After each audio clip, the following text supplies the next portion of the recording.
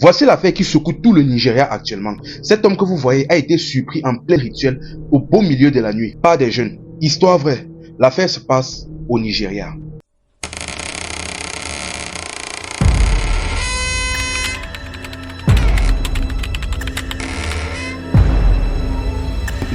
Déjà, avant de commencer l'histoire, likez, abonnez-vous et partagez la vidéo au maximum. Que cette histoire touche le plus de monde possible. N'accordez pas votre confiance à n'importe qui. Même dans votre propre famille, il y a des serpents. Regardez où certaines personnes sont prêtes à aller pour de l'argent. Voici le monsieur en question. Au beau milieu de la nuit, voici un groupe de jeunes qui rentrent d'un mouvement, d'une boîte de nuit. Mais en cours de chemin, l'un voit à distance un monsieur qui avait des comportements bizarres, à peine habillé et en train de gesticuler et à faire des mouvements bizarres. Au début d'abord, ils ont cru que c'était peut-être un fou. Ils ont voulu ignorer la scène et continuer leur chemin. Sauf qu'à un moment donné, plus ils se sont rapprochés, ils se sont rendus compte que c'était un monsieur en plein rituel. Ils ont vu le monsieur où c'était en short, où c'était en caleçon, on ne sait pas, avec plusieurs, bref, tout ce que vous voyez sur ces photos. Là, le monsieur, quand il a aperçu les jeunes, il s'est mis à fuir. Parmi les jeunes, il y a un groupe qui a commencé à poursuivre le monsieur et d'autres sont restés pour filmer tous ces gris-gris, tout ce qu'il a laissé là. Après avoir poussé le monsieur à une certaine distance et l'avoir récupéré, ils ont ramassé le monsieur et ils l'ont amené au commissariat. Et une fois au commissariat, ils ont expliqué l'affaire au commissaire.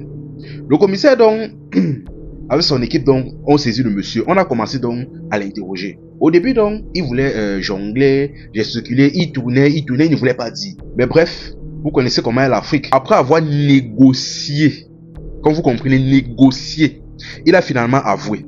Là, le monsieur a avoué que ce qu'il faisait là, c'était un rituel pour rendre les 5 enfants de sa défunte sœur fous, ou du moins pour les maintenir dans la folie.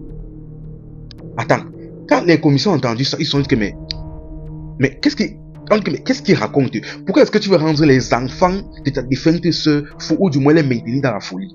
Maintenant, ce qui se passe, c'est que le monsieur en question, avait une défunte sœur. Quand elle est décédée, par chance, elle avait 5 enfants, mais par chance, elle avait déjà positionné ses enfants et installé en Europe, de telle manière qu'ils soient bien, ils n'avaient pas de problème. Après l'enterrement, donc, vu qu'elle avait beaucoup de biens, c'est-à-dire plusieurs maisons qu'elle avait mis en location et plusieurs terrains qu'elle avait légués à ses enfants donc ont décidé de laisser la gestion de tout cela à leur oncle. Vu qu'ils étaient en Europe, ils ne pouvaient pas faire les deux à la fois. Leur oncle donc ont accepté, ils avaient confiance en lui, c'était le frère de leur mère. Ils ont donc continué leur vie normalement, sauf qu'à un moment donné, les enfants ont commencé à être éveillés. Ils ont commencé à avoir eu des idées de business, ceci, cela. Ils ont discuté avec leur oncle, vu qu'ils faisaient entièrement confiance à leur oncle, ce qui bien évidemment était une grave erreur. Ils ont eu des idées d'entrepreneuriat, de construire certaines choses. Bref, ils voulaient utiliser tout ce que leur mère les avait légué pour commencer à produire. Là donc, après avoir posé à leurs oncles donc a validé. Il a continué dans la gestion de son côté. Et pendant ce temps, les enfants travaillaient. Ils faisaient des jobs, ils accumulaient des sommes qu'ils envoyaient chaque fin de mois à leur oncle pour qu'ils lancent des constructions sur les divers terrains que leur mère leur avait légués. Ils ont fait ça pendant des mois, des années. Sauf que l'oncle de son côté, lui, avec l'argent en question, il ne construisait absolument rien. Il n'avait pas du tout respecté sa parole.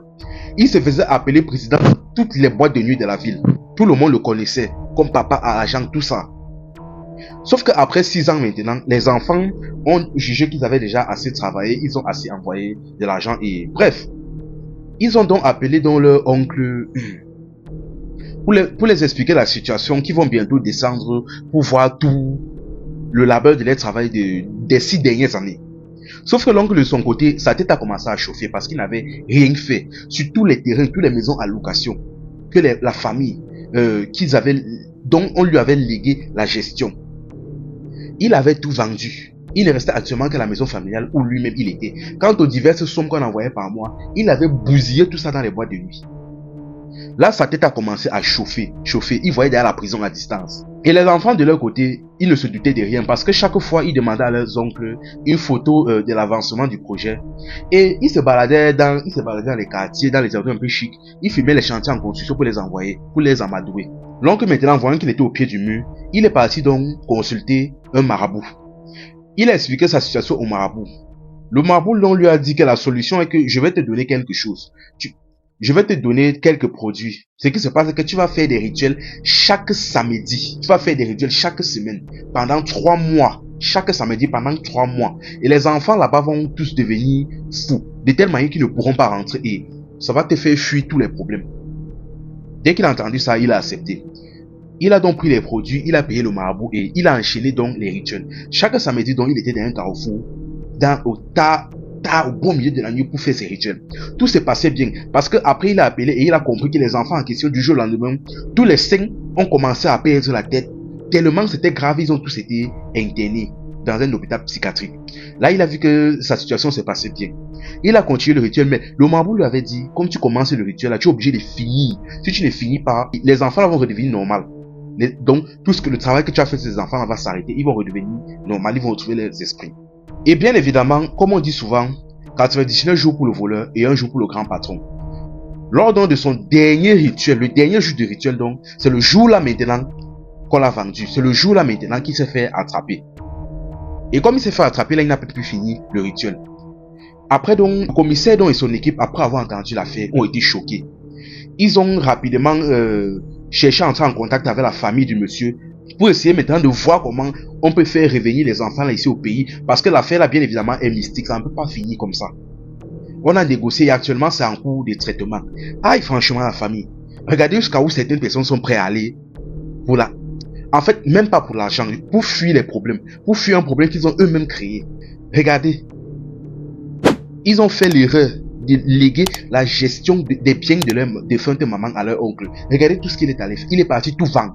Il lui a envoyé des sommes chaque mois pendant 6 ans pour qu'il fasse des constructions. Il est parti tout bousiller jusqu'à se faire appeler président dans toutes les boîtes de nuit. Et le jour où il sent que ça en tire le cuir, sa première option c'est de les rendre fou. Ah, franchement, les deux miné. Comme il dit toujours, n'offrez pas votre confiance à n'importe qui. Même dans la famille, il y a les serpents. N'offrez pas votre confiance à n'importe qui. Aïe, que Dieu nous garde et Dieu nous protège. Enfin bref, c'était Info et Amusement. Ici on s'informe et on s'amuse.